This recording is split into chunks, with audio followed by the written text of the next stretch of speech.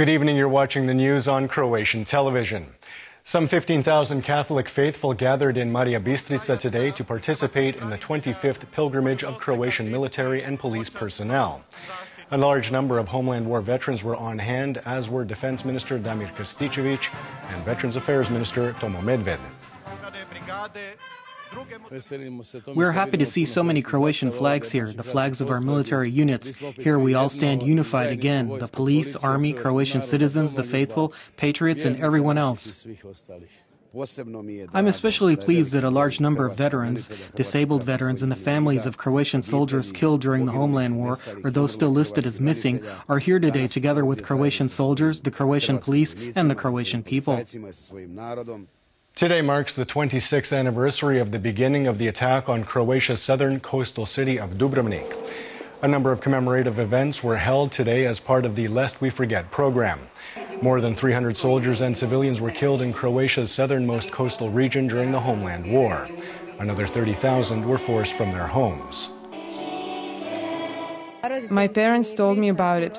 I know that it was a very difficult and painful time. People had to hide. They were left without electricity, water. Simply put, it was too difficult to live during the war. It is extremely important to remember this day and that our children know what happened on October 1st, 1991, the day when, every year, we pay respects to all of the victims with mixed emotions, with piety.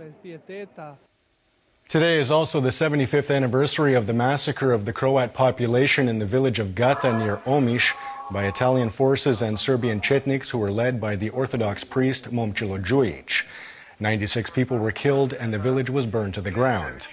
A commemoration and memorial mass were held in the local parish church today. Of course I remember. They pillaged and set fire to everything.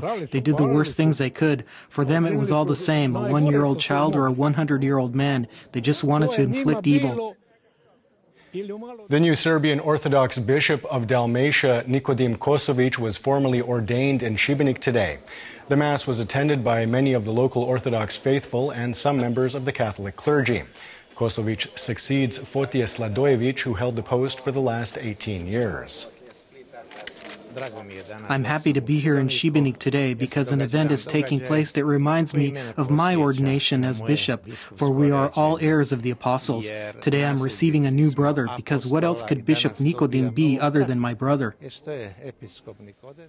As part of the Our Silence Screams campaign, some of the faithful in Croatia, Bosnia and Herzegovina, and Macedonia held a silent vigil at noon today to warn of the growing nationalism and xenophobia in contemporary society. In Zagreb, the participants gathered in Flower Square. The campaign will continue in Vukovar tomorrow on the occasion of the International Day of Non-Violence. The reason we are standing here today is because we have noticed that intolerance, hate and exclusiveness are often argumented through religious identity, which is incompatible with Islam and Christianity of any denomination. I don't see a more relevant issue in the world or Croatia. Instead of nationalism, which does not mean that we are against patriotism, quite the contrary. But we are. I personally am for the central directive of our religious messages to be people. Nations are transient, people are not. Today is International Day of Older Persons.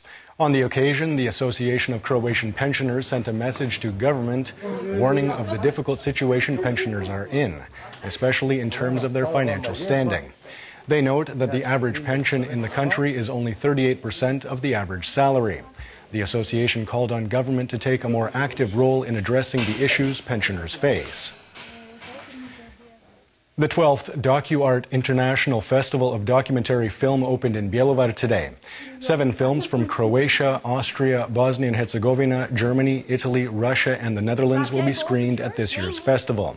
The festival opened with the Dutch documentary Miss Keats' Children, which tells the story of Dutch teacher Keet Engels and her work with immigrant children. I think the main theme of this year's festival is borders. Borders we cross, borders we are confronted with, and also the borders within ourselves. The second attribute we could say is the other. Thinking about the other person, understanding that other person, which also includes self-reflection. And finally, Zagreb was one of the 120 cities across the world to participate in last night's White Night Festival. The festival offers 1 day of free admission to cultural landmarks. In its third year participating in the event, Zagreb opened up 13 cultural attractions to the public.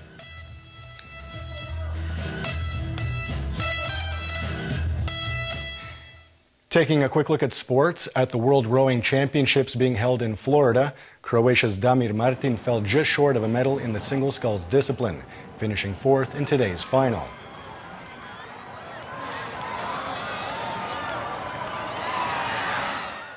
Turning to handball in the third round of play in the Champions League, where PPD Zagreb lost to reigning champions Vardar in Macedonia 28-21 today.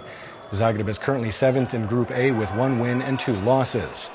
Meanwhile, the Croatian women's team lost to Ukraine 26-22 in the second round of qualifications for the European Championships.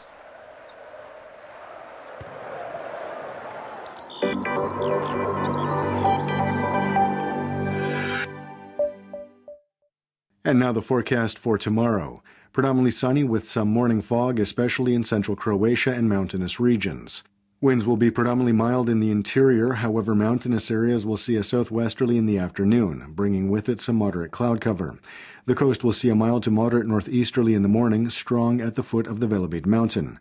In the second half of the day, there will be mild but erratic winds. Morning lows of 0 to 5 degrees Celsius in the interior, which means that there could be some frost, and 11 to 16 on the Adriatic, will give way to highs of 15 to 20 degrees inland, 20 to 25 on the coast. The 3-day forecast for the interior calls for cloud cover and rain on Tuesday, primarily in the second half of the day. Rains will stop for the most part on Wednesday morning as skies begin to clear. Thursday will see predominantly dry weather. The coast will see southeasterly and southwesterly winds, rain, and thunderstorms, especially in the afternoon when the northern Adriatic could see some heavier downpours. Northeasterly winds on the northern and central coast on Wednesday will bring clearer skies, while southern parts of the coast will see variable cloud cover.